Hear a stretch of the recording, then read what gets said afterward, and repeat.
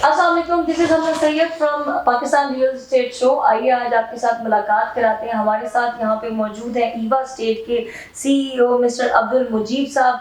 अस्सलाम वालेकुम। जी वालेकुम सलाम। कैसे हैं सर? अल्हम्दुलिल्लाह, आप सुनाएं। अल्लाह का शुक्र, बिल्कुल ठीक ठाक। सर पहले तो ये बताएं कि बहावलपुर में रियल एस्टेट का क्या नॉर्म चल रहा है आजकल? रियल स्टेट ओवरऑल मुल्की हालात के हिसाब से थोड़ा सा स्लो ही जा रहा है। वैसे रियल स्टेट ठीक है अल्हम्दुलिल्लाह, लेकिन इस टाइम के ऊपर जो है थोड़ा सा स्लो है मार्केट में। लेकिन ये है कि अच्छी अपॉर्चुनिटी है इन्वेस्टमेंट के हवाले से, इन्वेस्टर हजरात के लिए भी, और जो एंड यूज़र है जिसने अपना घर बनाना है उसके लिए भी बहुत गोल्डन अपॉर्चुनिटी है मेरे ख्याल में ये इन्वेस्टमेंट के हवाले से और अपना वो करने के लिए। जबरदस्त। अच्छा, आपने स्टार्ट कहाँ से किया? कैरियर का स्टार्ट कहाँ से?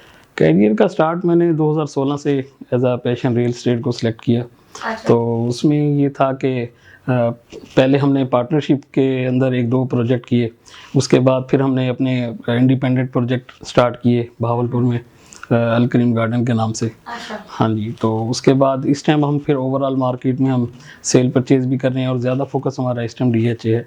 डीएचए को हम फोकस कर रहे हैं सेल परचेज़ के हवाले से। जबरदस्त। जब भी हम बात करते हैं रियल एस्टेट की, उसमें डीएचए एक बहुत इंपॉर्टेंट रोल प्ले करता है। उसका मेन फैक्टर ये भी है कि उसके साथ इटसेल्फ एक नाम जुड़ा हुआ है जिसके ऊपर लोगों को एतमाद है, भरोसा है। तो आप कैसे देखते हैं? डीएचए की भी मार्केटिंग करते हैं आपने, जैसे बताया कि आपने प्रीवियसली भी प्रोजेक्ट्स बेचे, तो उसमें क्या डिफरेंस आपने फील किया in terms of clientele? DHA में क्लाइंटल का ये है कि डीएचए को आपको ज़्यादा गाइड करने की ज़रूरत नहीं है। डीएचए खुद एक ब्रांड है और उसके ऊपर लोगों का कॉन्फिडेंस है, एतमाद है, ट्रस्ट है। तो ओवरऑल बाहर की मार्केट्स में आपको सेल करने के लिए काफ़ी तको-दो करनी पड़ती है, ट्रस्ट दिलवाना पड़ता है, फिर अपने उसको आप क्या कहते हैं ट्रस्ट के अंदर लेके आप अपने कस्टमर्स को देते हैं।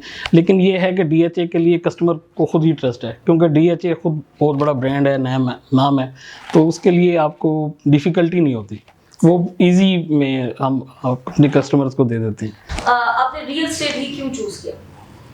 रियल स्टेट को मैंने चूज़ इस वजह से किया कि रियल स्टेट में एक अच्छा स्कोप नज़र आ रहा था, फ्यूचर ब्राइट नज़र आ रहा था। और जिस तरह क्योंकि रियल स्टेट ग्रो कर रहा था 2016 में, एक इंडस्ट्री की शक्ल इख्तियार करता नज़र आ रहा था, जो उसने टाइम के साथ साथ एक इंडस्ट्री की शक्ल भी इख्तियार की। तो इस वजह से फ्यूचर ब्राइट था, तो इस वजह से मैंने इसको इस फील्ड को चूज़ किया। जबरदस्त। वो लोग जो रियल एस्टेट में आना चाहते हैं उन्हें आप क्या पैगाम देना चाहेंगे? जो रियल स्टेट में आना चाहते हैं, पहले जिस तरह बताया कि गोल्डन अपॉर्चुनिटी है, ठीक है, इसमें रियल स्टेट में इन्वेस्टर हजरात के लिए तो बहुत ज़्यादा अपॉर्चुनिटी है, क्योंकि इस टाइम बिल्कुल जो मार्केट है वो बिल्कुल लो पॉइंट पे आई हुई है, मतलब बिल्कुल लो रेट्स हैं इस टाइम प्रॉपर्टी के। तो अगर इस चीज़ में ये इन्वेस्ट कर लेते हैं तो होपफुल, जिस तरह हम इलेक्शंस अनाउंस हो चुके हैं, तो इलेक्शंस के बाद होपफुल के भी मार्केट को बेहतरी आएगी, तो इंशाल्लाह उनको अच्छा बेनिफिट्स हो सकता है इसमें। बहावलपुर की अगर स्पेसिफिकली बात करते हैं तो इसमें अपॉर्चुनिटी क्या क्या है इन्वेस्टर के लिए डीएचए से हट के? डीएचए से हट के बहावलपुर में 2-3 प्रोजेक्ट हैं जो इस टाइम न्यूली स्टार्ट हुए हैं। उसके अंदर अच्छी अपॉर्चुनिटी है। बहावलपुर में एक अरीना सिटी के नाम से है, रेजिडेंशियल का है, वो उसमें अपॉर्चुनिटी अच्छी है। उसके बाद एक अपेक्स मॉल की है, कमर्शियल प्रोजेक्ट चल रहा है। उसके बाद अरीना मॉल चल रहा है। तो ये अपॉर्चुनिटी हैं जिसमें हम कस्टमर या इन्वेस्टर इन्वेस्ट कर सकता है। ज़बरदस्त। अगर हम एक जनरल पर्सपेक्टिव पे बात करते हैं कि जब हम भी रियल एस्टेट के बारे में सुनते हैं तो जब भी हम रियल एस्टेट के बारे में सुनते हैं तो उसमें लोग ये कहते हैं कि भाई रियल एस्टेट जो है वो तो कोई भी आ जाता है, या उसके अंदर तो कोई भी पार्टिसिपेट करके एक रियल्टर बन जाता है।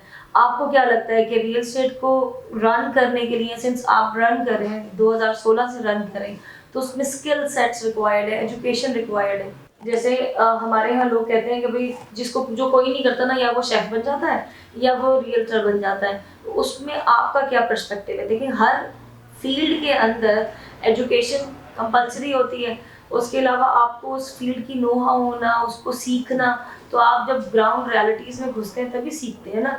तो इस नॉर्म के बारे में आपका क्या कहना है? बिल्कुल ऐसा ही है कि जब तक आप किसी भी चीज़ के अंदर फील्ड के अंदर घुस के आप उस चीज़ को अंदर तक जाके नहीं देख लेते तो आपको उस चीज़ का अंदाज़ा नहीं होता। और ठीक है, तो उसके बाद सीखना पड़ता है, लर्निंग मेथड आप उसके से गुजर के ही आप कुछ ना कुछ बनते हैं। बिल्कुल ऐसे। ठीक है, तो ब्लाइंड आप करने से ये सिर्फ जस्ट एक बात है कि भी इससे आप अगर आप कर जिसको कुछ नहीं आता वो एक रियल एस्टेट का बन जाता है, शेफ बन जाता है, ऐसी बात नहीं है। इसके लिए ये भी एक प्रोसेस से गुजरना पड़ता है। बिल्कुल ऐसे ही है। तो प्रोसेस से गुजरने के बाद ही बंदा इसी में वो करता बिल्कुल ऐसी है, बल्कि मुझे तो लगता है कि जो रियल्टर होता है उसके ऊपर, इंसान के ऊपर इतनी ज़्यादा रिस्पॉन्सिबिलिटी होती है कि किसी इंसान की लाइफ लॉन्ग अर्निंग है जो वो आपको लाके दे रहा है कि यार इसको बताएं कहाँ इन्वेस्ट करना है। सो यस, आई एग्री आपकी बात से।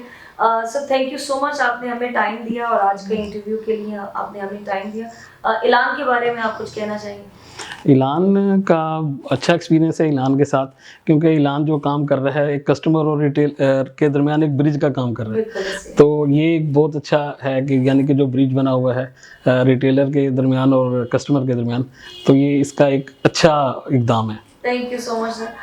Thank you so much. This was our today's episode of Pakistan Real Estate Show. इंशाल्लाह आपके साथ अगले एपिसोड में मुलाकात होगी, तब तक के लिए अल्लाह हाफ़िज़।